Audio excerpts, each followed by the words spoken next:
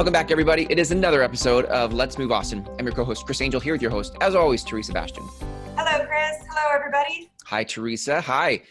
Today we get to talk about divorce, the lovely conversation of divorce. Yes. It's something that happens to over 50% of marriages, and I've been through a divorce. So, it's part of life.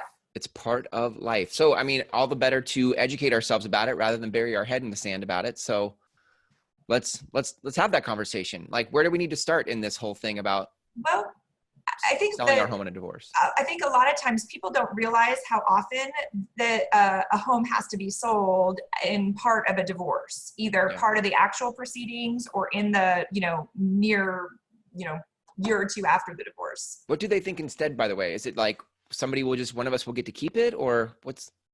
I don't think people plan on it. I think that when people are looking at, the potential of getting divorced, the first things that are primary on mind are things like, custody of the kids, making sure the kids are okay, making sure they're physically safe. I think sometimes people realize that the house is going to have to be sold, or that neither one of them can really afford the house. Or sometimes people think, well, I can stay in the house and the other spouse will just kind of let me stay there, and maybe they'll contribute a little bit. But that somehow the actual sale of the house, or the separation of the two parties, one getting off the title, one staying on, that the logistics of that often aren't thought through. Yeah, for sure. So that's where I can come in and be a real resource. Absolutely. Yeah. So tell me about some of the questions I think would come up. One would be like, we have a friend who is a real estate agent. I'm getting divorced. Can I just use my friend to help me with that?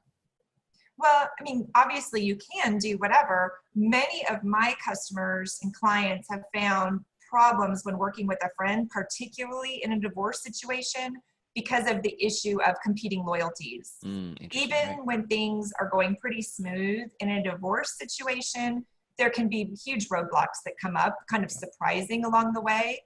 And it is typically important for you to believe your realtor is a neutral third party negotiating on behalf of, the best interest of both of you, which is to net the most money for that house. Right. You don't want to have second thoughts during this time period about whether your realtor is playing favorites, to you or your soon-to-be ex. Right.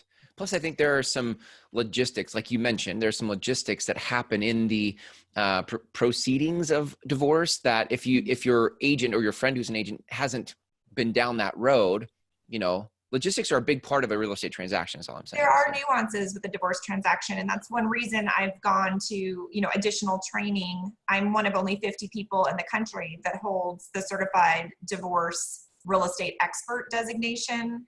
And that was hours and hours of extra direct training from family lawyers and from judges to make sure that I understand how everything fits together, so that when I'm working with clients, it's the most effective.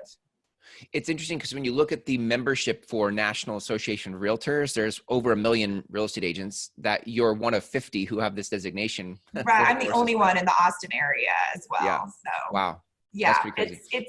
It is a very difficult class. It was a huge time commitment. Yeah. And even for someone like me that, has been through a divorce, I learned a lot, and it has helped me be able to be a better resource for my clients. Well, and your experience isn't just, you have your own experience, and then you have the experience of the training you've taken, but have you ever testified in court in a divorce proceeding? Absolutely. Yes. I have done valuation, property valuation estimates in court. I understand how to work with lawyers and the courts to be effective. Right. Yeah. It's there's a lot of, like you said, nuance, and that you've had experience in those different pockets is really important. So what if I'm in conflict with my spouse, right? We're getting divorced and we're in conflict. We don't agree. It happens. And despite all that, sometimes what also needs to happen is that house needs to be sold. And as you can imagine, navigating, setting up showings, or even putting the sign in the yard, every one of those can be a contentious point. Right. And I've heard of divorce situations where every one of those things has been both lawyers going into court to get an order in front of a judge you can imagine how many hours of lawyer time that is. Every hour of lawyer time costs my clients a lot of money. Yep. So part of my extra experience allows me to navigate a lot of those high complex situations to keep them out of court. Right. You know, keep the transaction moving forward, keep the tempers at a minimum. Yeah. Keep everybody focused on the goal of selling the property, which is, you know, typically where you're going to end up anyway, whether you spend a lot of money fighting over it in court or not. So managing conflict is a huge part of these transactions. Absolutely. Yeah. Well, what happens when we're going through the proceedings, like we're moving through with our lawyer? I feel like the house gets left to the end. Like we don't talk about that up front. Why does it get left to the end? Again, I mean, a lot of times the family law attorney, the priority is kids and custody and visitation and potentially spousal support, child support. These are huge issues that are, I mean, even though I'm a real estate broker and I do love real estate, I would say that, yeah, the safety of a child comes first. Absolutely. But because, you know, understandably, most attorneys' eye is on those things first, it's important to have someone who is an expert in real estate that's involved with the transaction, who's able to navigate those decisions, you know, help the people involved navigate those decisions so that this important asset doesn't fall so far behind. How does that work? Do you come alongside of the attorneys, or do you just kind of on the side, you're talking to the client? It can happen several different ways. In some situations, the court has ordered the house to be sold, and they can appoint me as a realtor. So sometimes the court or the attorney? Sometimes the court, which is the judge, can appoint the house to be sold and use a specific attorney. Sometimes the parties agree to sell the house, or the court has appointed, you know, said the house must be sold, but it's up to the parties to pick a realtor. And that's where a lot of family law attorneys recommend me, because they know my track record of being able to do this with, you know, least conflict, most neutrality, and get the results.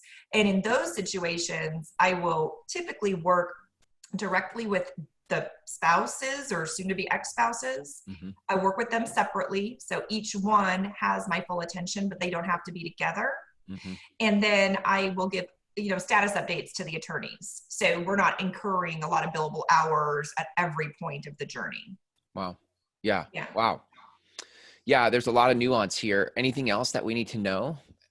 That book pretty much covers it. I really, you know, if you're going through, I guess, you know, Chris, I'm going to break from professional for a minute and just say that as someone who's been through a divorce, it can be one of the most difficult things that you go through at the time, but I promise it will get better. So if you're in that position right now, listening to this, that's, you know, we're going to get through it, and you just need to remember that. How do people connect with you? Should they try to reach you through their attorney, or should they just call you direct? Like, how do people? Either way is fine. I get calls from individuals and from attorneys all the time. There is an email address on your screen. My phone number is 512-297-3442. And I guess one more thing, just sometimes the house doesn't end up being sold, and that's fine. I'm happy to consult with you early on if you're just not sure how it would all fit together. I think too, this popped up to me also. What if I'm not divorced yet? I'm not in my proceedings for divorce, but it has been a conversation for the last several months. I'm contemplating it. Does it make sense for me to reach out to you ahead of? Yes, because maybe you just want to know, well, what if this happened? You know, what is my house worth? What would my payment be if I were making it myself? What would it take to get my soon-to-be ex off the title and carry the mortgage, just me? Or I know I can't afford that house, but what would it look like to stay in the same neighborhood for my kids? Like, I get calls like that a lot. And as I said, they don't all result in a sale, but I'm happy to provide information because the knowledge is what you need to make good decisions. Yeah. And I would imagine too, this probably goes without saying, but just so we can say it, so people can hear it. I would imagine in those cases, discretion is like, you know, super important. Yes. You know, people want like, I mean, I want to know, but I don't want to risk the chance of my spouse finding out that I'm having these thoughts. Like, well, as a CDRE, or certified divorce real estate expert, I have to take an extra oath which holds me to a higher ethical standard than an average realtor. And that kind of discretion and confidentiality is one of those points. So yes, thank you for bringing that up. Yeah. I take it very seriously. Yeah. Well, again, if people want to reach out to you and have these kinds of conversations, whether they're maybe a family attorney, family law attorney, or because maybe they want to investigate this more with you, or they are somebody going through this process, how do they reach you again? My phone number is 512-297-3442. Happy to take your call, text, email. Perfect. I'm Great. here for you. Thanks, Teresa. This is an important conversation for sure. Thank you so much for what you're doing with Let's Move Austin.